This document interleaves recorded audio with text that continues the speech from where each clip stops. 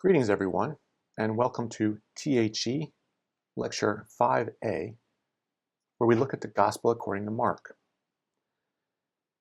If we were face to face, I would like to start this discussion by asking if anyone considers Mark their favorite Gospel, and if so, why? What does Mark have that the other Gospels lack? It's interesting to hear people's comments, and usually there always is someone who considers Mark their favorite Gospel. In the ancient church, Mark didn't always fare that well because the Gospel of Matthew had the basic storyline of Mark plus a lot more really great teachings by Jesus. The Gospel of Luke included all sorts of interesting things about his family. The Gospel of John was so spiritually sophisticated and included critical Christological ideas about Jesus' equality with God. And in some ways, Mark languished and didn't get the devoted commentaries or sermons or attention that the other Gospels got. And yet, I think when people say that Mark is their favorite Gospel, if someone does say that, they note a few things. We could note that Mark has a sense of directness and vividness and liveliness. There's a brisk pace as episode after episode, sort of they tumble one to the next. I think people often note that Mark has an air of mystery, and that can either be alienating. And so a great literary critic named Frank Kermode wrote a book on Mark, and he himself is not a Christian, and he devoted a lot of study to Mark and ended up finding himself kept outside by the very mysteriousness. And he said, if the secret has been given to the disciples, I find myself still on the outside. He loved Mark, he appreciated it, but it was hard to penetrate the mystery. Others find the mystery inviting and intriguing. Mark has a prominent role for Jesus' women disciples, and Luke does that as well, but in Mark they play a sort of a striking role. If we want to sort of move on and ask questions such as why Mark is writing some 30 or 40 years after Jesus' life, death, and resurrection, why write a story now? People have been doing fine passing along oral tradition, and well after the Gospel of Mark is written, people continue to do fine with oral tradition. And so why does he put this together as a narrative? Is he trying to correct anything? Are there notions of what's good about Jesus that he wants to correct and say, well, let's not forget about this? I'll just gesture toward an answer to that question, and that is, I think it's a plausible proposal that Mark may be trying to correct the idea that what's good about Jesus is simply his power and his miracles, if that's taken without the call to discipleship. I'm not going to dwell on this too much, but I encourage you to think about that as you go back through Mark. Think of the fact that when Jesus does miracles, he doesn't always demand people follow him. And let's just assume, for sake of argument, that's historical. So he feeds the 5,000 and he moves on. And he's got his 12 and a handful of other followers. And he does sometimes call people to very strict discipleship, rigorous discipleship. Well, there may be these other people who say, hey, that was great, I got a free meal. And it's not out of the question that in Mark's day, in fact, we have evidence for this, there are Christians who say, you know what, I'm going to take the Christianity light version. And what I would like is the odd healing, the odd exorcism, the odd wonder working, but I'm not that into the whole take up my cross thing. That sounds kind of hard. And I think you could argue that one reason Mark tells this story is to say, you know what, the miracles and the power of Jesus and his own suffering, and therefore his disciples' suffering, these things go together. I think you could make a case for that. I'll identify a few things in Mark that would point in that direction. The other question I think is interesting to ask of Mark is, what does he think his readers know already? And of all the things we could the data we could collect to answer that question, I'll just note a few things. He opens by saying this is from the words of the prophet Isaiah. Who is Isaiah? What's a prophet? He doesn't think he has to define that. They're familiar with Hebrew scripture to some degree. And yet, in chapter 7, he thinks he has to explain that the Jews wash things. They wash their hands. They don't eat without special purity. That's weird. So what sort of person in the ancient world knows who the prophet Isaiah is, but doesn't even know enough about the Jews to know they're concerned with ritual purity? And after all, that's actually kind of a famous feature of the Jews. So that's puzzling. He translates Aramaic expressions, so he often quotes what Jesus said in Aramaic. So when Jesus does a healing, he says, Talitha kum. And he says that is Aramaic for, little girl, get up. And yet, he quotes the Aramaic expression, amen, which means truly or verily or indeed, but he doesn't explain it. So he thinks they might know some Aramaic expressions, but apparently not others. Interestingly, when he quotes an extended Aramaic expression, when Jesus' cry from the cross, we can partly see why he's quoting it. He has to, because he needs to explain a connection. Jesus said, Eloi, Eloi, lama sabachthani, which means, my God, why have you forsaken me? It's important that he quote that, otherwise it wouldn't make any sense for some of the bystanders to say, oh, he's calling Elijah. Do you take my point? If Mark simply writes in Greek, theos, hinati, if he just says God in Greek, and then the bystanders are like, oh, I think he's calling for Elijah, that would be a complete non sequitur. It's important to imagine an Aramaic scenario so that you can see why the bystanders got the wrong idea that Elijah, which sounds a little like Eloi, was being summoned. Interestingly, when he quotes this cry from the cross, he doesn't mention that Jesus is quoting the first line of Psalm 22. And that's sort of interesting. Does he think his readers know that? Is it important for him? It seems important because Jesus might be invoking the context of that whole psalm. And that psalm happens to end with the psalmist saying, God heard my cry. So that seems to have some bearing on whether or not Jesus is utterly forsaken from the cross. Anyway, I'm getting diverted. There's weird things he thinks people know. He talks about Simon the Cyrene, and he casually says, oh, the father of Alexander and Rufus. He doesn't say that about other characters that get introduced. He doesn't say who Alexander and Rufus are. It's the kind of comment you make when you think the people you're writing for know Alexander and Rufus, such that that would be a useful, way of explaining who Simon is.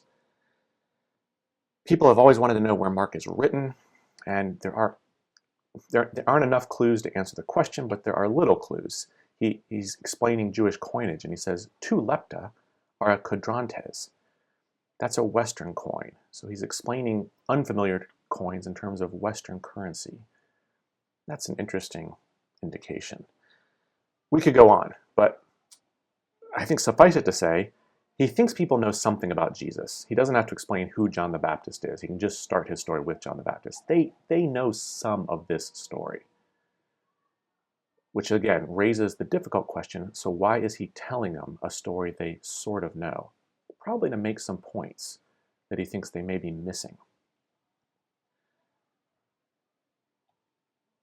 I've provided you a handout with the earliest comments about the Gospel of Mark.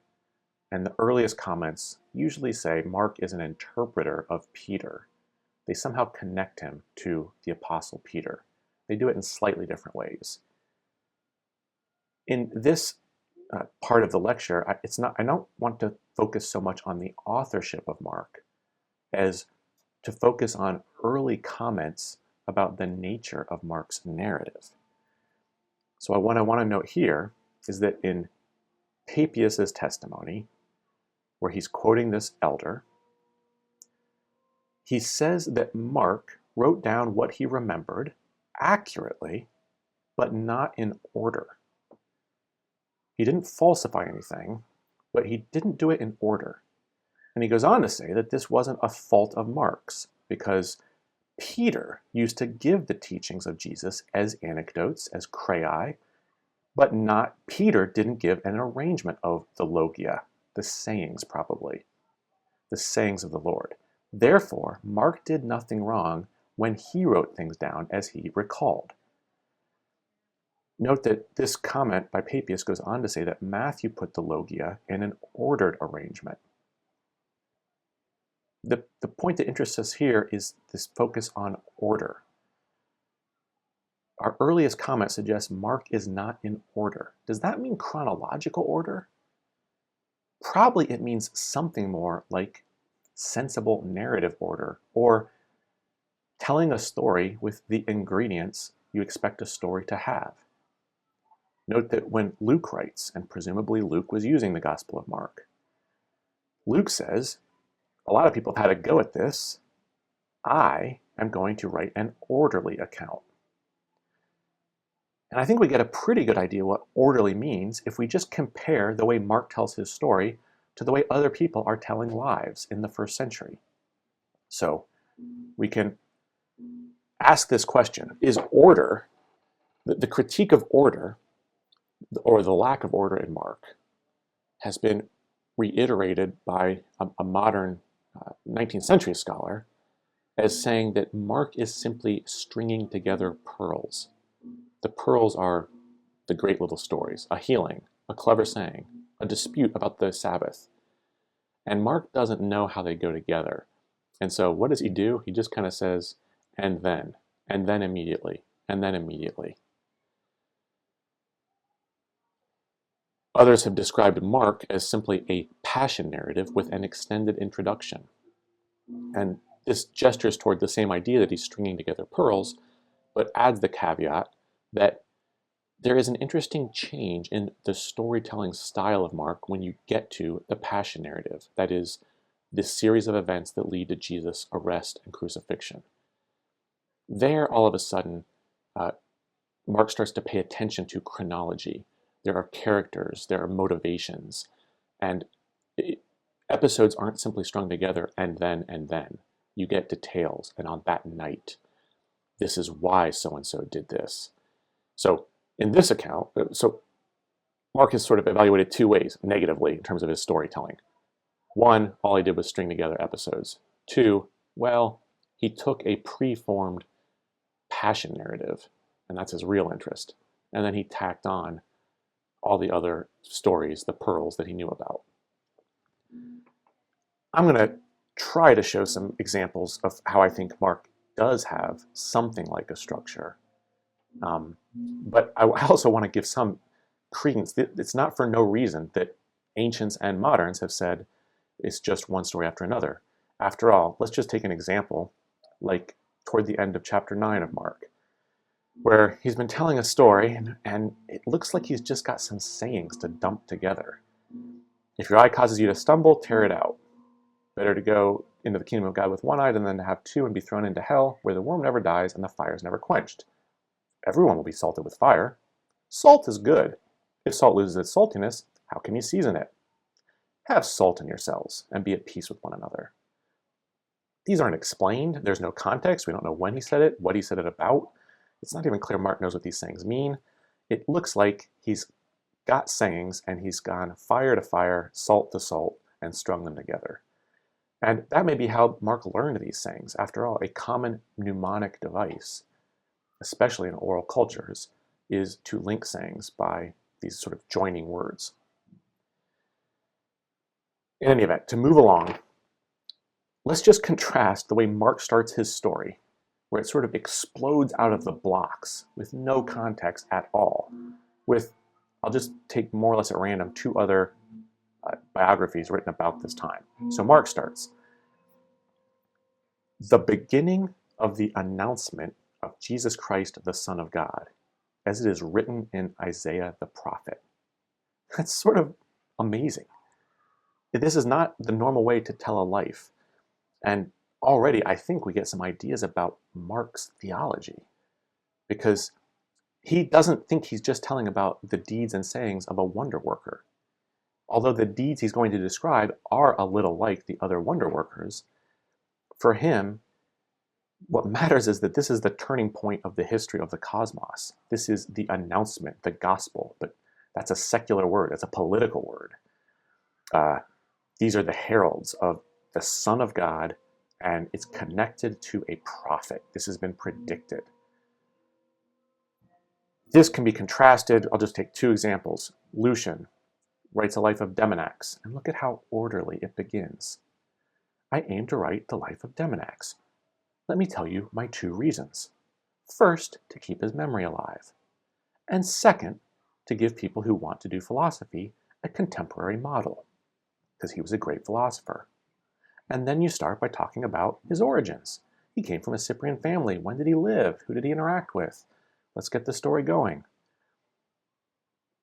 Likewise, Philo's Life of Moses. He tells us why he wrote. I've conceived the idea of writing the life of Moses because people have different ideas. Some people think he's the lawgiver of the Jews. Some people think he's just an interpreter of the laws. I think he's the greatest, most perfect man who ever lived. And I don't want people to be in ignorance. Right? There are his reasons. He next gives his sources. I'll proceed to narrate the events, and I learn these both from the scriptures and from the elders of my nation. This way, I can give an accurate account. Who's that sound like? Sounds kind of like the Gospel of Luke. In other words, Luke knows the rules of how you tell an historically responsible biography. Philo goes on immediately to do the same thing that Lucian did with his life of Demonax. And I will begin first with that where it's necessary to begin. Moses was by birth a Hebrew, but he was born and brought up in Egypt. And he tells the story of why. I think this is what people mean when ancient people said Mark didn't tell his story in order. They mean it doesn't have the normal rhetorical structure of a biography. That's not to say it doesn't have any structure at all. And we'll just note a few, and there are more. A certain structuring principle can be seen in the way that Mark has these three major moments in his story: a baptism, the transfiguration, and the crucifixion. And at each of these sort of strange and wonderful moments, we have Elijah present in one form or another. And in the baptism, it's because he's being baptized by John the Baptist, who's dressed like Elijah. Elijah and Moses are at the transfiguration. At the crucifixion, he's calling for Elijah. In all three cases, the heavens are rent asunder in one way or another. In the transfiguration, they actually enter into the heavens. And at the crucifixion, what's rent is the temple curtain. And yet the temple curtain, according to Josephus and others, is the model of the heavens. It actually had the constellations sewn into it.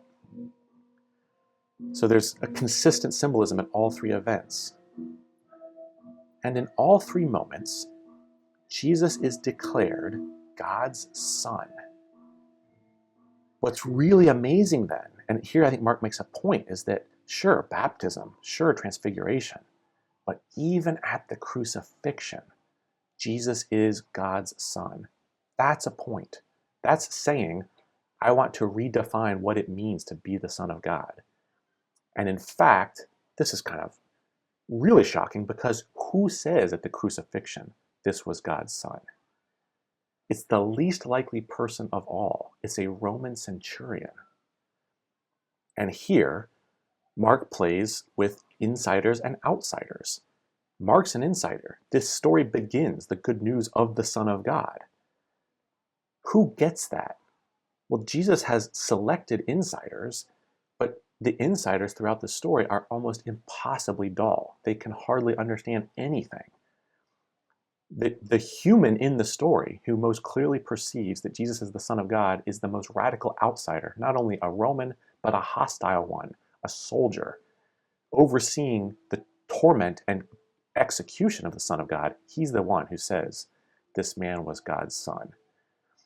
That's interesting. That looks like, I don't know, some fairly profound ordering principle, and not just for the sake of having an outline, but to make a point.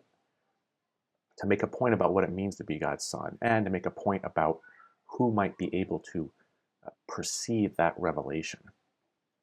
Another illustration of Markan literary technique is what is sometimes called intercalation, where where Mark tells a story and almost interrupts it with an episode that actually seems to shed some light on the surrounding narrative.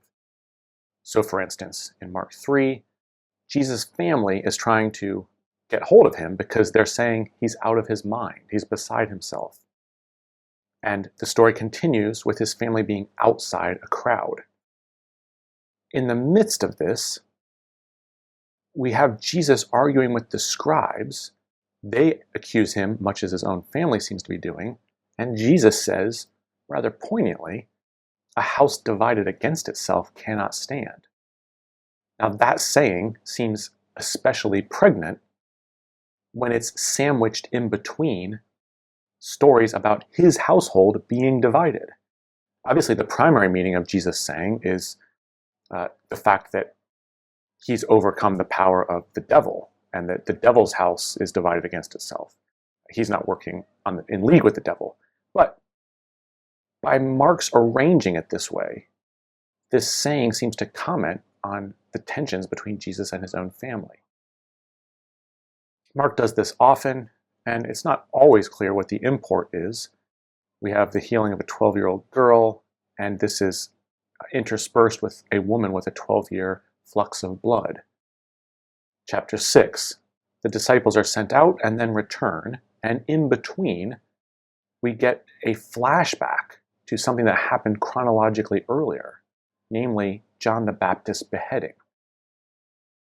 Here, you suspect if there's a reason to sort of interrupt the story of the disciples with their tremendous success, they go out and they have power over demons and they say, wow, this is cool. There's a pause to say, let's think about what happens to those who are heralds of God. And I don't want to say it tempers their success, but it's a reminder of what happens to those who come in God's name. I think that's probably Mark's purpose there in chapter 6. We'll give just one more illustration. We could look at Mark 11, which has one of Mark's strangest miracles, and this will provide a nice reminder for us that Mark is a difficult book and not always transparent to us. Jesus is hungry, and he sees a fig tree, and he goes to see if it's got any figs. But he doesn't find any figs, just leaves. Why?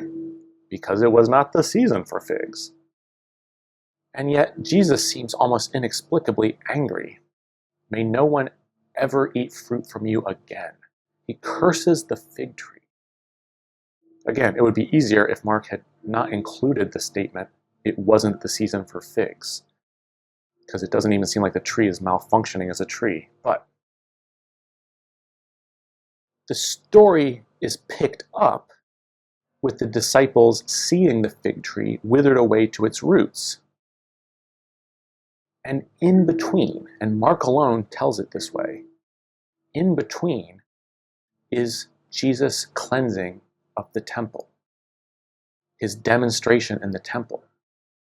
And this would seem to be unmistakable, deliberate symbolism on Mark's part, because the temple, the house of God, the people of God are constantly likened to a fig tree throughout Scripture. So this seems to be a way of commenting on the impending destruction of the temple and Jesus' frustration with the temple. I'm not saying this exhausts the passage's meaning. There's more going on than just that, but the placement of the cleansing doesn't look accidental. We turn from thinking about Mark's literary artistry, such as it is, to one of his major themes. And one of the themes that is clear and yet also deeply puzzling is that of the secret of the kingdom. Jesus insists that his disciples have been given the mystery of the kingdom. But he says to those outside, everything happens in parables, so that they may see but not perceive, and may hear but not understand, lest they should turn and be forgiven. There he's citing the prophet Isaiah. But the really striking thing here is the claim by the Markan Jesus, by Jesus here in the Gospel of Mark, that the reason he teaches in parables is to keep outsiders out. Now, at one level, we'd say, for heaven's sakes, that's not what parables do. The parables are quite memorable and stick with you and really drive home their lesson. They're excellent teaching tools. I don't disagree, but this is where we have to let Mark be Mark. And Mark wants to say, Jesus' words drive a wedge between those it draws nearer and those it pushes even further away. To sort of step out of the first century and come into the 20th century momentarily, and to note the way that this passage has always troubled people, and cite the poem by Robert Frost, where Frost speaks of Markan themes. He says, I've kept hidden at the instep arch of an old cedar at the waterside, a broken drinking goblet like the Grail, under a spell, so the wrong ones can't find it, so can't get saved, as St. Mark says they mustn't. Interesting comment, full of different allusions to Scripture and Jesus. We'll save that topic for another day. So, we've said that the mystery of the kingdom is given to the disciples. And yet for Mark, the disciples themselves are almost impossibly dull. They don't understand what he's talking about when he says, you've been given the mystery of the kingdom. They're like, could you explain more? They ask again and again what Jesus is talking about. And in some instances, for instance, in chapter 7, verse 17, they ask what the parable meant. But Jesus didn't even give a parable. In Mark 7, all Jesus said was, what is outside a person does not defile him. It's what's inside a person that defiles him. That's about as clear as a message could be. And Peter says, oh, could you tell us what that parable meant? Peter wants to build tents during the transfiguration because he didn't know what he was saying. He didn't understand about the loaves. Why are these guys so in the dark if they're the ones who have the mystery? I'll give one more illustration, which to me becomes almost comical. The disciples had forgotten, they get in a boat with Jesus, and they'd forgotten to bring any bread. They had only one loaf with them. Jesus gives a teaching. They're in the boat, he's giving them some instruction. He says, watch out, beware the yeast of the Pharisees and the yeast of Herod. It's not that confusing, right? You can almost see what the metaphor is going to be. But the disciples whisper to one another in the back of the boat, I think he's talking about the fact that we forgot to bring bread. They hear yeast, they think bread. And as if almost totally fed up, Jesus says, why are you talking about bread? Do you really not understand? And so he's like, you want to talk about bread? I'll give you a lesson about bread. And he goes on about the miraculous multiplication of bread. When I broke 5 loaves for 5,000, how much was left over? It was 12. When I broke 7 for 4,000, how much was left over? 7. And he said to them, do you still not understand? Now, I just want to pause here, because I would ask you as readers, do you understand? Because I'll tell you the truth, I don't. On the one hand, I can see the disciples are really thick and are failing to get certain kind of obvious lessons. Obviously, when Jesus says, beware the yeast of the Pharisees, he's not talking about the fact that they don't have bread. But Jesus here says, you need to learn a lesson from the miraculous multiplication of the loaves. And he recounts for them the numbers, and he says, do you get it? And I have to say, I don't know what that lesson is supposed to be. Like, what is the lesson? That there were 12 left over and 7 left over. Those are sort of special numbers, but what's the point? I would suggest here that in Mark is unlike the Gospel of John in this regard. In the Gospel of John, as we'll see when we get there, there's plenty of misunderstanding. But the difference is in John, we as the reader of the Gospel are almost always in the know. It's really easy to laugh at the interlocutors who misunderstand Jesus. So for instance, when Jesus says to Nicodemus, you have to be born again in the Gospel of John, it's easy. We just say like, silly Nicodemus, you can't climb back in your mother's womb and get born a second time. Like Jesus is talking about birth. It's easy. We always understand what the real meaning is. But in Mark, there is the same sort of misunderstanding, and yet we as the reader are also a little anxious because we don't always understand what Jesus is speaking about. Jesus seems to think the miracle of the loaves in Mark was to teach some clear lesson about who he was. The question is, what is the lesson? So in a passage I won't read in its entirety here from Jesus walking on the water, in Mark 6, his disciples are straining at the oars, and Jesus comes walking across the sea, and he intended to pass them by. Yet another strange thing in Mark. Why did he want to pass them by? Who knows? But they saw him walking on the sea, and they're terrified. He calms them down, he gets in the boat, he says, "It is I, don't be afraid," and the wind ceases. And they were utterly astounded by this, for they did not understand about the loaves. Now, I want to say something here. That "for" here in Mark, that's important. Mark is implying that if they had understood the right lesson from the loaves, they would not have been astounded by Jesus walking on the water. That is, if we read closely, Mark is saying what Mark thinks the loaves represent should remove any surprise at anything else Jesus does. Now that in turn drives us back to the miracle of the loaves and an effort to figure out what on earth does Mark think happened there? What lesson were we supposed to get? I don't have the answer to all of these questions, but I'll note a couple things. Jesus sees these great crowds that are like sheep without a shepherd. And he has them sit down on the green grass.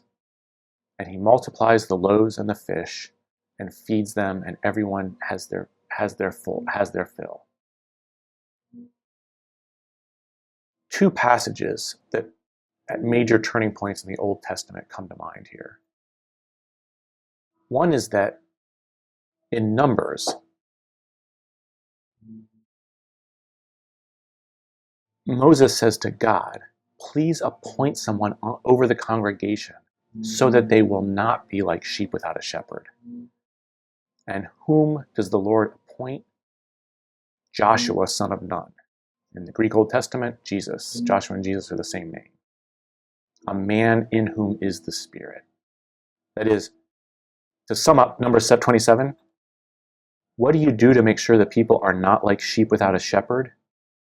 You give them Jesus. That's the successor to Moses. That's who will shepherd them. Jesus in Mark 6 sees the people like sheep without a shepherd, and he feeds them. He comes as the successor to Moses to care for the people. He is the man in whom is the Spirit. And we could just note that he acts as their shepherd. He acts as the Lord. He makes them to sit down in green pastures. How many color adjectives you find in the Gospels? I think it's not accidental that he has them sit down in the green grass. That's Mark's way of saying, think of the fact that the Lord is our shepherd. We will have what we need.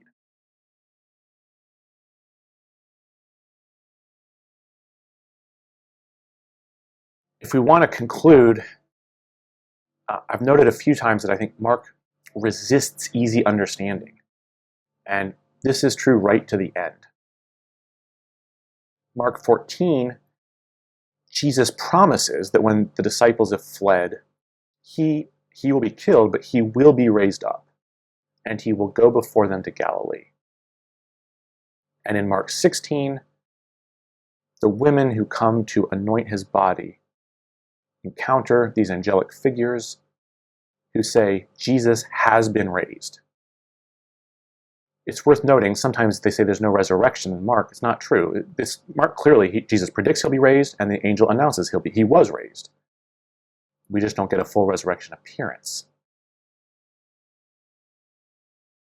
Quite almost movingly, the angel says, "Go tell the disciples and Peter," the one who had most sorely failed Jesus, "that Jesus is going ahead of you to Galilee. There you will see him." And then Mark comes to this incredibly abrupt ending. "So they went out and fled, for terror and amazement seized them, and they said nothing to anyone, for they were afraid." What a strange way to end a story. Obviously, they said something to someone someday, because we're reading this story. We're hearing this story.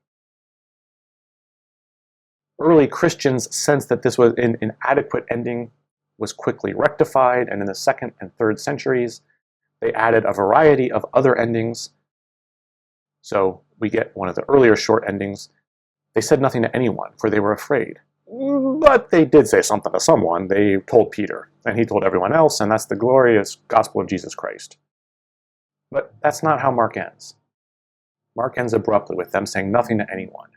We're left with the bare message: go to Galilee. There you will see him.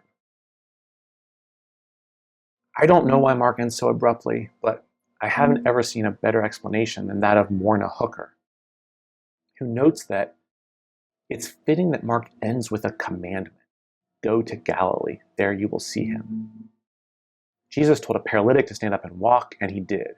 He tells the man with the withered hand to stretch it out, he did. Restoration throughout this gospel has come from obedience. And to quote Morna Hooker, in effect, this last passage says, if you want to see Jesus, then follow where he leads. This is the end of Mark's story because it is the beginning of discipleship. I'll conclude the lecture on Mark here, but I'd issue just sort of a challenge or something to reflect on. And that is, what is a way of reading Mark that preserves its raw mysteriousness? Here's what I mean. In a sense, we all act like the early scribe who added a more satisfactory, wholesome ending. Oh, but then they told Peter, it's okay. And then there was a resurrection appearance, blah, blah, blah. We involuntarily add that ending of the story because we know that ending of the story from Matthew and Luke and John. But if we want to take Mark seriously on its own terms, I think we have this challenge of trying to hear it with its very uneasy, final, abrupt ending with terror and a commandment to go to Galilee. I don't have the answer for how we preserve that, but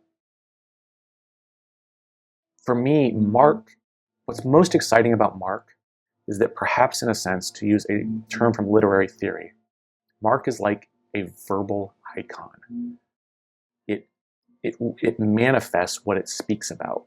It speaks of a cryptic Jesus, and it speaks at times somewhat cryptically, and keeps us, it doesn't let us rest as if we always know what's going on. At times we can see the disciples are missing something obvious, but at times we're in the boat with them, wondering what on earth the lesson of the bread was.